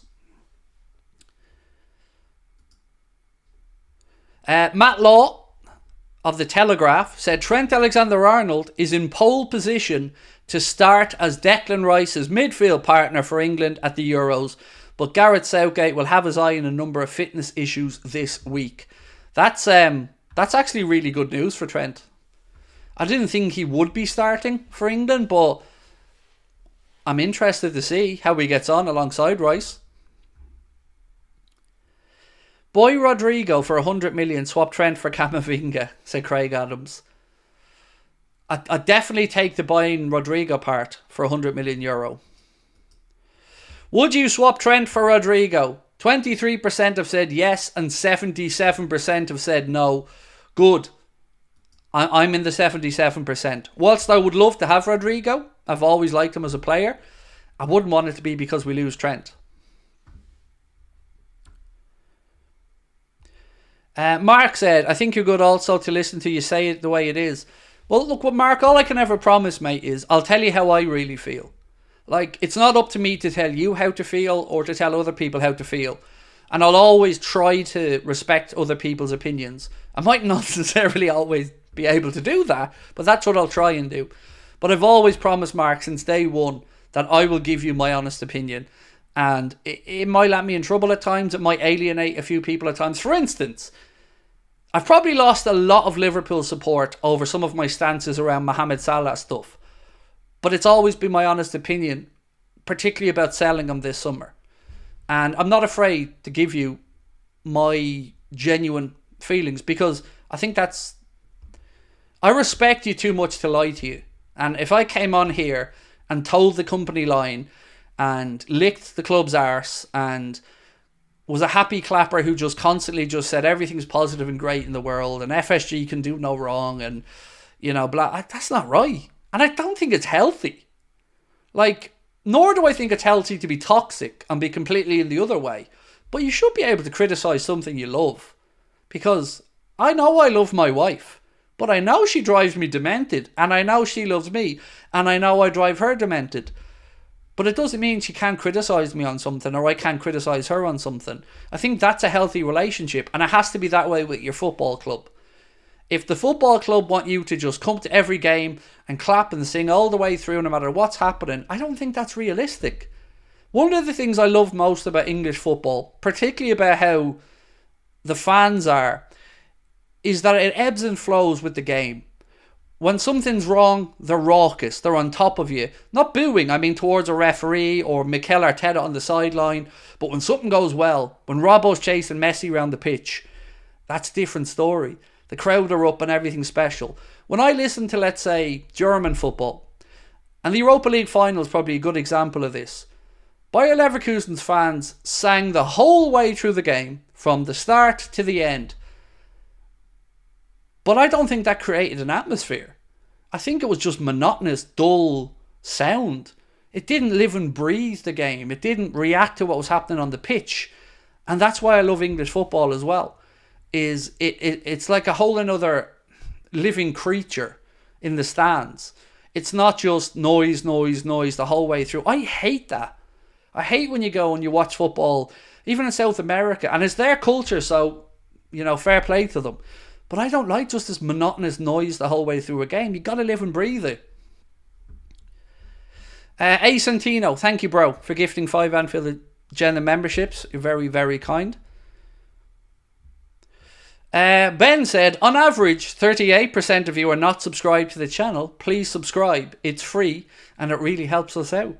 Yes, indeed, it does. And do drop a like as well. We've got 35 minutes left to go on tonight's stream. So in about 10 minutes, I'll run through all the news again. And we'll finish up again with 15 minutes of questions or whatever you want to end the stream on. Again, a reminder, the Euros start on Friday. And so will our coverage. We're going to kick off with the Germany-Scotland game. 7:30, we're going to start our watch-along here on the channel. And about 5 o'clock, we'll have our live stream before that, covering all the Liverpool news. Oliver, is it your birthday? Happy birthday, Oliver Hunt. Appreciate you being in with us, mate, and many happy returns. Best football atmosphere I've ever seen. When you say seen, you mean in person, right? Because I've got to be fair about that. It was probably Istanbul when the comeback was on. Like, I wish I could sit here and say I was at Anfield for the Barca game. Although the best thing in the world was to be here with you guys outside of that. I'd imagine that was pretty ferocious. Some of the best atmospheres I've ever seen actually been in boxing in Ireland. Like Katie Taylor fighting Chantel Cameron. Incredible atmosphere. I wasn't at the second one, but I was unfortunately at the first one where she lost. Do you know, something sticks in my mind about Celtic fans as well. I went to Liverpool Celtic at Aviva in a friendly many moons back, and Celtic had the smaller end of the Aviva Stadium and Liverpool fans are pretty much everywhere else. And I've got to be honest, on that day, Celtic fans absolutely created the atmosphere. So yeah, I'd say for me, the Istanbul game that I've been at.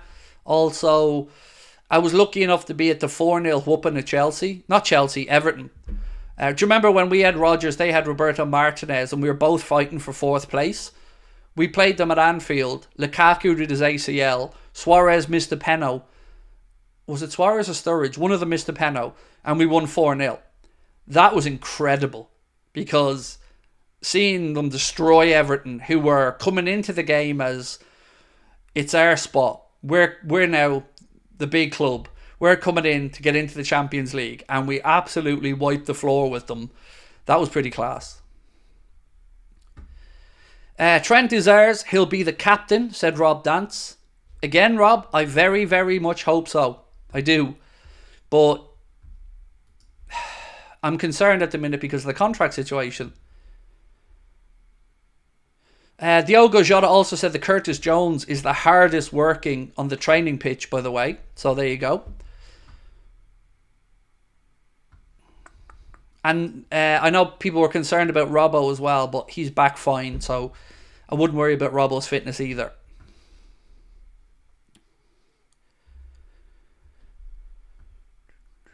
Craig, would you take Kefren Thuram or Manu Kone?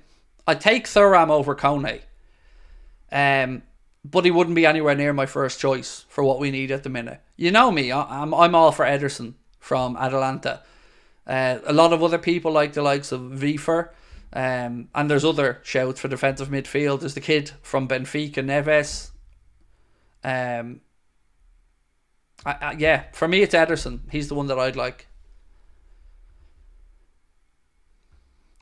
Nomad said, it's silly the club has let the contract situation get to this stage. I mean, I think an understatement is silly. It's criminal nearly.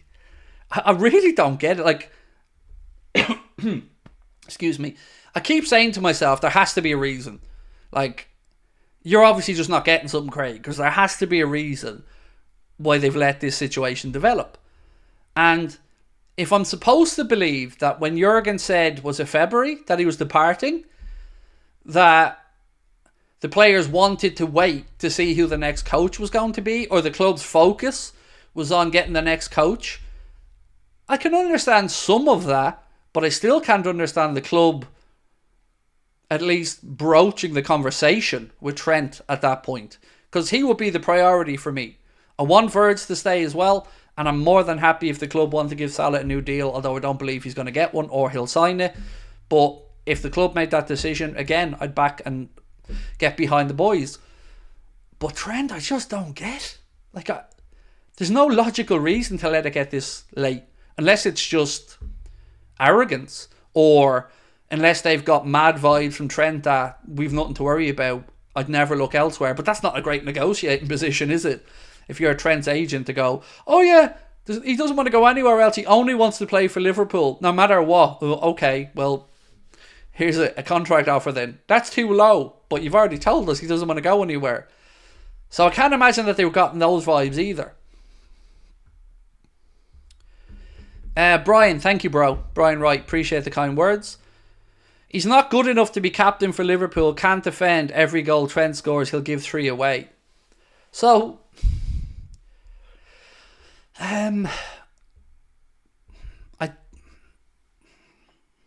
he wouldn't be my choice for captain.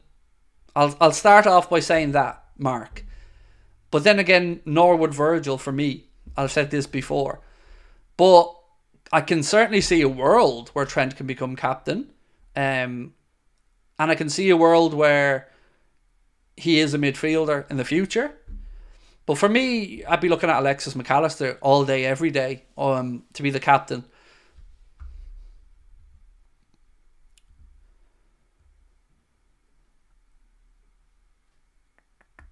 Looking forward to seeing the Dutch Liverpool men in the Euros. Yes, Paul, so am I. Really looking forward. Because I think the Dutch may surprise a few people in the Euros as well. Like, nobody's really talking about them as going to win it, but they have a fairly good crop of players there.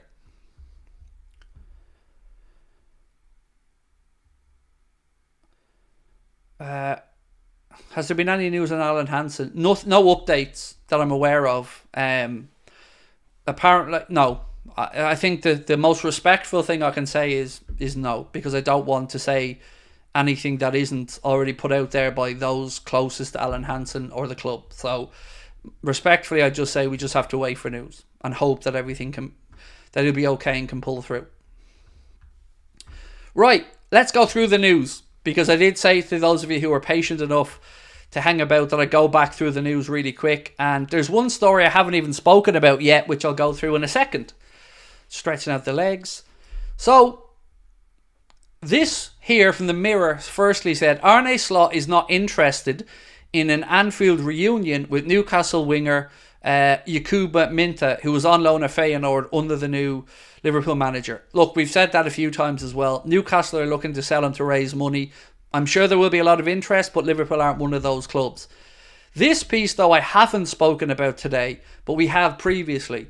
It said Liverpool are weighing up a move to sign Porto's Alan Varela, who has been dubbed the new Javier Mascherano.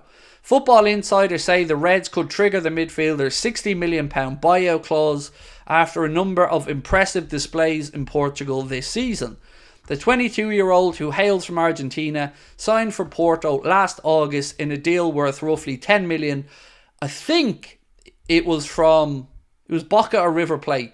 And I know that there's a sell-on clause there as well. I think it's 20%. So I know some people in the chat have been quite fond of Varela. You know, for me, honest answer is don't know enough about him. But reading up on him, he certainly seems to be somebody who is expected to have a breakthrough. So if I'm wrong on this, I apologise. But I feel like he's not in the Argentina Copa squad, but he is going to the Olympics. I think I'm right on that one. But if I'm not, let me know. I know he's going to the Olympics, but I'm not sure if he's in the Argentinian Copa America squad.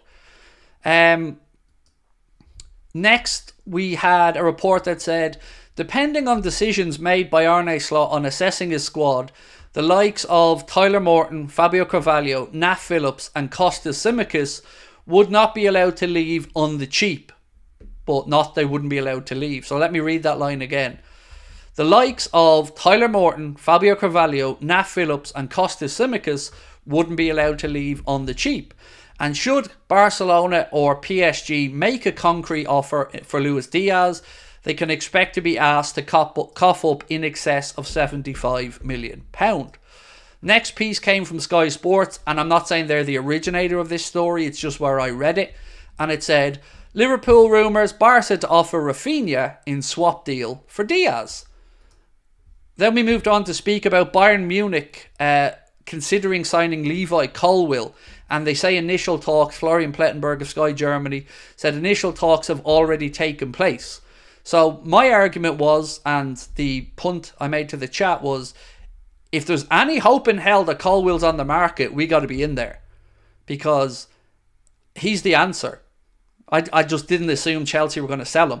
But if they are open to selling him, and Munich are looking at him, I think we should be at least registering our interest in Colwill. He's homegrown, as I said, came through a great academy at Chelsea, and I would say he can be coached to be phenomenal. And imagine the future if you had Colwill, Kwanzaa, Kanade, all under the age of 23, 24. And then you've got Verge, your senior pro, and Joe Gomez as well. I can get behind that for the right price. Then we had talked about Liverpool's leaked away kit images. You've probably seen them before. They're on footy headlines. For me, I don't like the shirt, but other people seem to.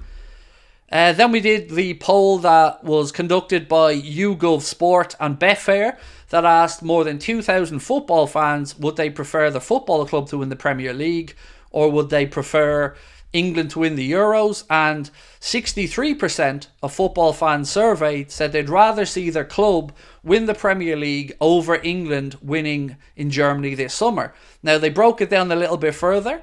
They said Chelsea fans are the most patriotic, with 60% of Chelsea fans preferring England to win the Euros over Chelsea winning the Premier League. Remember that, Chelsea fans, when you're all bitching and moaning about winning nothing, that you prefer England to win. So if England win the Euros this year, I don't want to hear any Chelsea fans moaning next year, because 60% of you guys don't really want your team to win the league. You prefer England to win the Euros. Liverpool, on the other hand, only 32% of Liverpool supporters side with England over Liverpool winning the Premier League. And shame on those 32%, in my opinion, but, each to their own. Then we spoke about a potential transfer change. So this piece said that during the Jurgen Klopp era, Liverpool spent £900 million on players, but recouped a whopping £575 million from player sales. That equates to a net spend of around £40 million per year on average during Jurgen Klopp's tenure. This piece on the Echo does say that there's been a slight change.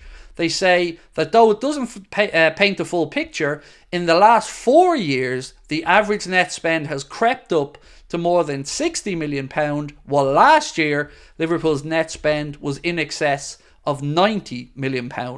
So that is quite interesting. Spending 900 million quid in Jurgen... Let me just paint this picture for you. Jurgen Klopp spent £900 million in 9 years during his tenure at the football club, recouping 550. Todd Bowley's Chelsea spent more than that in a year. Not saying one way is right and the other way is wrong, but there has to be a middle.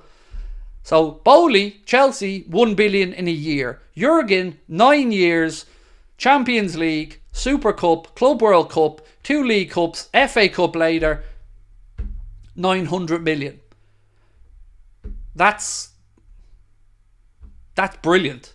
There's no other words for that other than Jurgen and the coaches, they played a blinder. But it kind of also backs up our other argument that with a little bit more, with a tiny bit more enthusiasm or ambition maybe, could that have been a bit greater? Probably, but at least as this piece says, it's trending upwards with 60%, with 60 million being the figure over the last couple of years. What else have we got? We did the Matt Law thing where Trent looks like he's starting for England with Declan Rice. Then we said Diogo Jota has said the best player currently in the Premier League is Alexis McAllister. This piece from Nacional said Liverpool are looking to take advantage of the uncertainty surrounding Rodrigo's future at the Santiago Bernabeu. The report states that with the arrival of Kylian Mbappe, that Rodrigo could well leave the club, and those chances have now increased. It's being claimed that Madrid would allow Rodrigo to leave the club if 1, he expressed a desire to do so, and 2, somebody was willing to pay €100 million, which I have to say is probably a fairly reasonable fee, in my opinion, for Rodrigo, because you're getting somebody who's experienced at the very, very, very, very highest level, European champion, plays for Brazil. Yeah, I think, and age-wise, I think €100 million is actually a fair price. Which sounds mad because it's a lot of money, but it's not completely unrealistic. Now, we had the exclusive from Florian Plettenberg again, talking about Levi Colwill. He said if a move for Jonathan Tah doesn't work out for Bayern, Colwill is the top alternative. And that was quote tweeted by the COP Council, who said, wouldn't be surprised if Bayern got a breakthrough and Liverpool then entered the race to sign Colwill. I would hope so. If Liverpool are sitting back looking, I very much hope that they do. If there's any encouragement given to Bayern Munich, come to the table. Next piece we covered was a bit of an unusual one, but one worth noting. LeBron James to join forces with Virgil van Dijk as UTA announce roof deal. Roof Agency have been bought by the United Talent Agency UTA alongside the American sports agency Clutch Sports Group.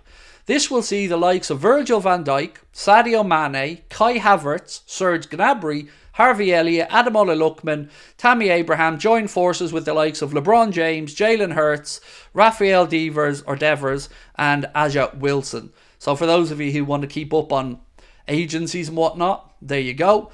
A bit of an update on Football Manager. Football Manager secures deal for Premier League badges, kits and player faces. Sports Interactive, the makers of Football Manager, have announced a licensing partnership with the Premier League. The 2025 edition will feature official club logos, kits, badges and player faces of all 20 teams. The partnership will run for 4 years and bring a new element of personalisation for fans of the popular managerial simulation game. Then we had that crazy story that is the title of the stream, which was Trent Alexander-Arnold wants to leave Liverpool, according to this piece coming from Spain, and Real Madrid want a swap deal. So they say Trent is prepared to push for a huge Liverpool exit this summer and could join Real Madrid in a staggering swap deal with Rodrygo. Again, I'm not saying this is me saying it, but we are bringing you guys the reports. That's then backed up by a couple more team talk. Now, it does all trace back to the one article, but a couple of other outlets have ran with it, so we felt we had to bring it to you guys to discuss.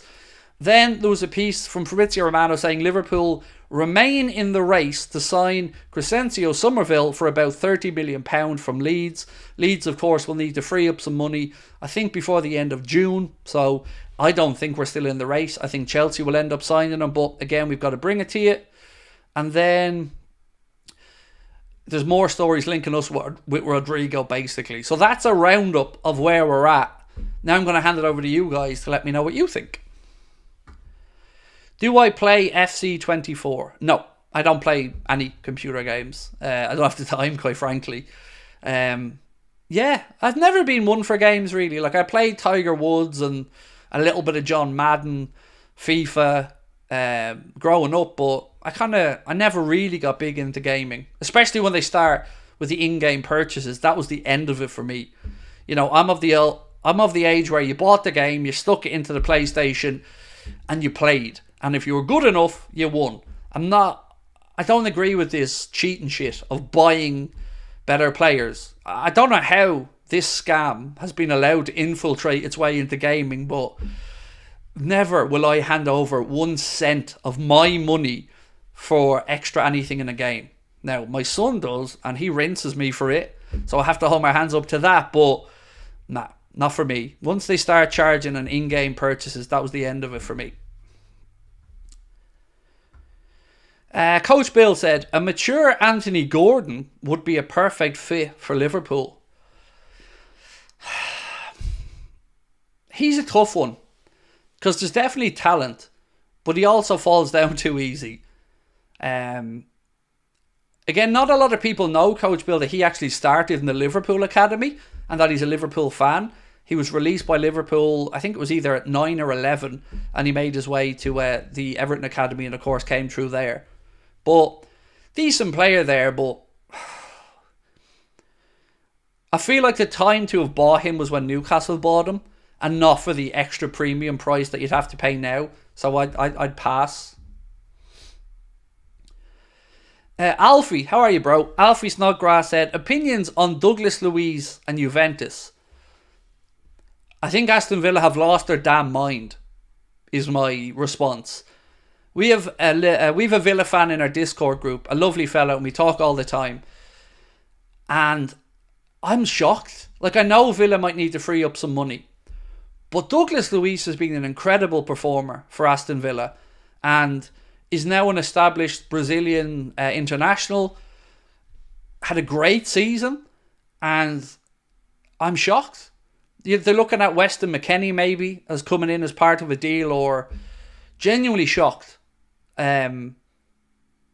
I wouldn't. If I was Unai Emery, I wouldn't be selling Douglas Luiz. So yeah, really, really shocked to see it. Do I think Endo turned out well? Oh, definitely. Dale, yeah. I would say Endo's been a W. Now, he's not the long-term solution, but he is more than capable of keeping a place in the Liverpool squad and is a great complement to the midfield options we have. Yes, I think with Toro Endo, I'd file that in the success category, but also in the short-term thinking. I think we still need to find that long-term successor. But no, I'm definitely very happy with the signing of Endo. I think he's proven that he has what it takes. But I don't know if he's Declan Rice, Rodri kind of levels. Would I swap Trent for Rodrigo and Tchouaméni? Yes, I would. Like, that's the most unrealistic swap in the history of football, but if you're asking me would I take Tchouaméni and Rodrigo for Trent with 1 year to go on his deal, yes. But I don't want to lose Trent. My hope, my want is Trent to sign the new deal. Like, I was buzzing the other day when that whisper of Trent signing a contract to 2029 was starting to float around. I was hoping that was true, but as of yet, we've not seen anybody credible come out and back that up. Craig, what's the first Sloth video or a new signing? A new signing. Yeah, if you had to ask me which one's going to happen first, I think a new signing, because a lot of journalists have been thinking we might not hear from Arne Slot until the end of June, start of July, for various reasons. But I think with the financial pressures that's going to come. Now remember, the transfer window opens in 4 days. So between the 14th of June and the end of the month, I expect a fair bit of activity while clubs need to free up money to make sure that they don't have any profit and sustainability breaches going into next season. So I think there's going to be some opportunities in the market, and that's probably why I'd say more likely to see a signing first. But I can't say it doesn't frustrate me that we're now 10, almost 11 days into Arne Slot's tenure and we haven't heard from him. Padraig Quinn said, I might be delusional, but I'd still keep Trent even for both of them. Wow. I mean, the way I look at this is, in that scenario, that mad, hypothetical, never in a million years going to happen scenario, we lose Trent, but we bring in a player in the position that we actually need figuring out in midfield, which is a defensive-minded midfielder, and we maybe get the long-term Salah replacement without us putting our hand in our pocket. I mean, I'm not going to say you're crazy, because I love that you love Trent and I love Trent, but in that scenario, bro, I don't know. Rodrigo and Tchouaméni for a 1 year left on his contract, Trent. Now, if Trent had signed a new deal, go fuck yourselves, would be my answer to Real Madrid. But yeah, in that scenario, and it is a mad hypothetical, I think you'd be mad not to take the two players. Is there any news about Kudus from West Ham? Nothing new. Nothing new. It does seem like there's interest. There's plenty of credible journalists that have at least said to keep an eye on the Kudus situation. But what I haven't yet seen, and again, correct me if I'm wrong, is any definitive confirmation of when that release clause is activated. I know David Ornstein broke a story a couple of weeks back to say that Paqueta and Kudus both have release clauses in their contracts, but I'm not sure. Some West Ham fans feel like Kudus doesn't kick in for another year and it's £85 million. So other than that, I don't know. I kind of like the fact that Slot is down to business rather than just showing off. I mean, to be honest, Dave, I don't know what he's doing. Is he on holiday? Is he... And look, if he is having a little holiday, I mean, that's more than earned, you know? It's going to be a long season, and I can understand if you know, himself and his missus or whatever want to take a bit of a break before diving headfirst into what's going to be a fairly hectic time for him. So I can totally get that. But I would have just liked a little bit of content, Dave. You know, just the kind of signing a contract, delighted to be here, look forward to speaking with you all further down the line about my thoughts on the club or whatever. But I would have liked a little something just to see the excitement on his face, really, more than anything, because I genuinely get the feeling he's buzzing to come in and get cracking. Is it possible to have a recap? I literally went through it 2 minutes ago, John, and it took about 10 minutes. So unfortunately not, bro. We usually spend the last 10 minutes just answering questions, but I did do it recently, so if you can just scroll back a little bit, you'll find it in the last 15 minutes. Craig, 100% paying for add-ons in games is ridiculous. I tell my son he can't use allowance money on it either. Now, if money he gets from people for birthday or Christmas, it's his choice. Such a waste. I agree. Like, it feels like almost, not blackmail from the kids, but I don't like the whole angle of it. You know, because if an adult wants to make that decision, fair enough. But I don't like that our kids are getting so used to this that the idea of spending 70, 80 quid on a game and then still having to throw more money at it to be competitive in it, or it just doesn't sit well with me. It just feels greasy. And as you said, if my son gets money, you know, he does. I'm not going to sit here and say he has not spent money. He absolutely does. But I try not to give it to him for those reasons where possible, because I don't like the whole process of microtransactions. Dave said we need more likes. So if you can, do hit that like button. We've got about 5 or 6 minutes left on tonight's stream.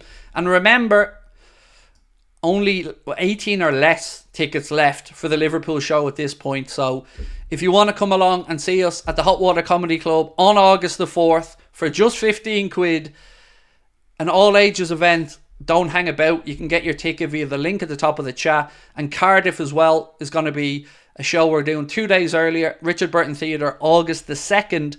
Again, tickets 15 quid. You can get a group ticket for 4 tickets for £50 for Cardiff. And when they are gone, there will be no more. So if you want to come and see our last 2 live shows, they are the 2 venues. And I really can't wait to see you guys in August, as much as I'm nervous about doing the live shows. Where do you think Liverpool will come in the Prem? It's really difficult, Sam, to answer that at the moment, bro, because I don't know what the opposition clubs are going to do. I don't know how big of an impact Arne Slot's going to make, but I know I'll be disappointed if we're not in the Champions League positions. Colin said, all booked for Liverpool, can't wait. We love that, Colin. Thank you. Yeah, it's going to be great. You know, for our last ever live performance or live stage show to be in Liverpool feels like I've managed to take another thing off my bucket list. I'll let you in on a secret. I held off on Liverpool for the longest time because I was scared it would fall on its arse and that it would just reaffirm my belief that Scousers don't like me. And to see the show selling as well as it is, I'm really grateful. But Cardiff is my personal bucket list venue. You know, Cardiff's theatre is incredible. And to think that my ass is going to be on that stage at what was it, 22 million quid build facility, it's going to be incredible. I think some players want to jump ship, said Dave Messett. I think you could be right. You know, one thing I don't think we as Liverpool fans have discussed openly enough is the father figure aspect of Jurgen Klopp leaving.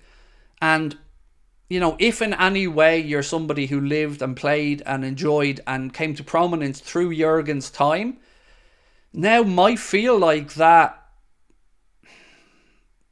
moment to make the leap if you are that way inclined. And it's really difficult not knowing, all of us not knowing the characters or the personalities of people in the changing room.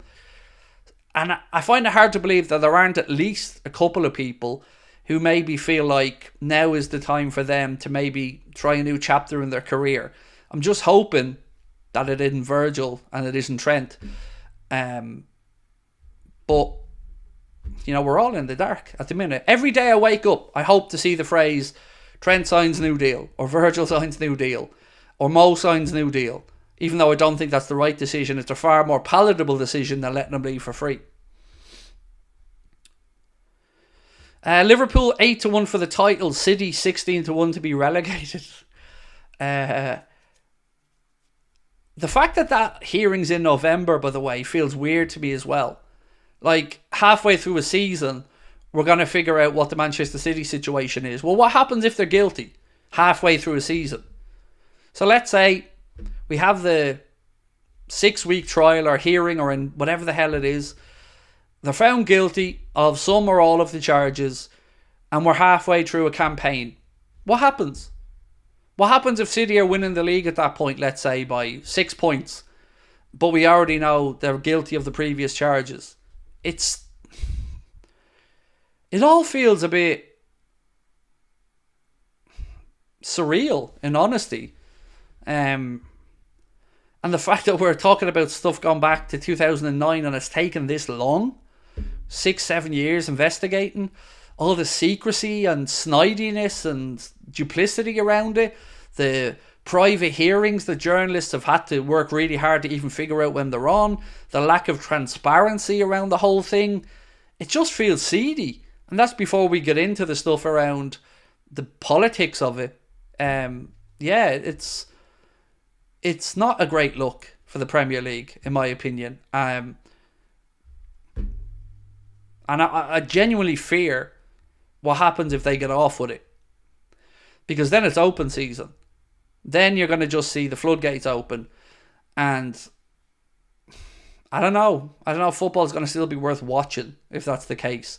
If it just becomes a pissing contest for wealthy nations, I don't see where the sporting integrity is anymore in the English game. So I think a lot's on the line for me with this case.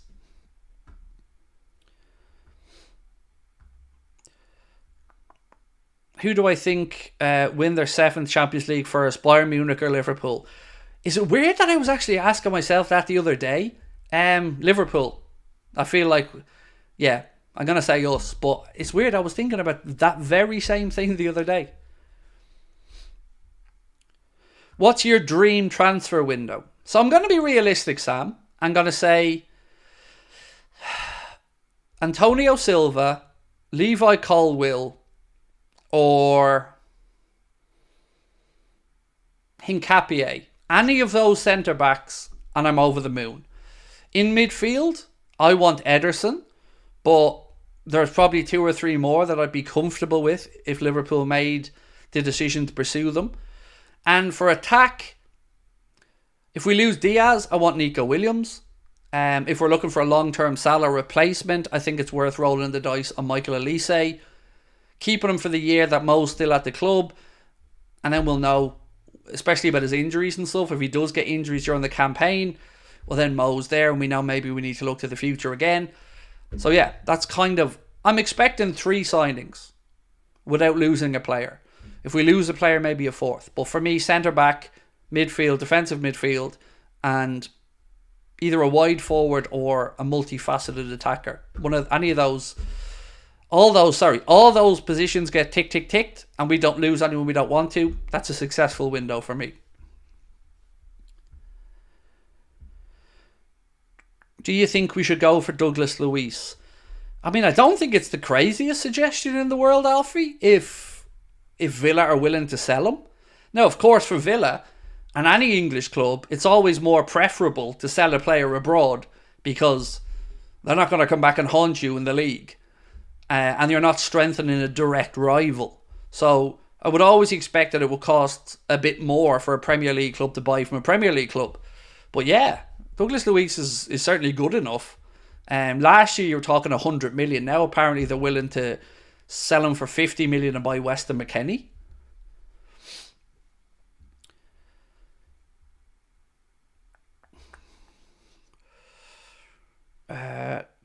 Too much for him, said Nick.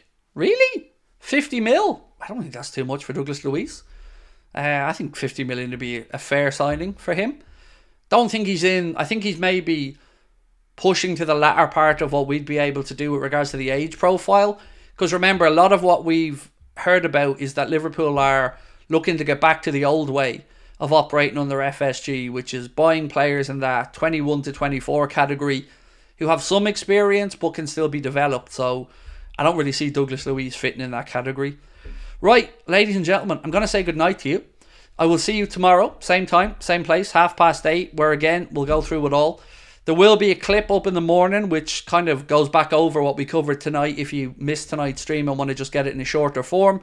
And again, if you're going to come to the live shows, don't hang about. You can get your tickets with the link at the top of the chat. That's pretty much it from me. Just want to thank you all for giving up your evening to come and have a chat with me.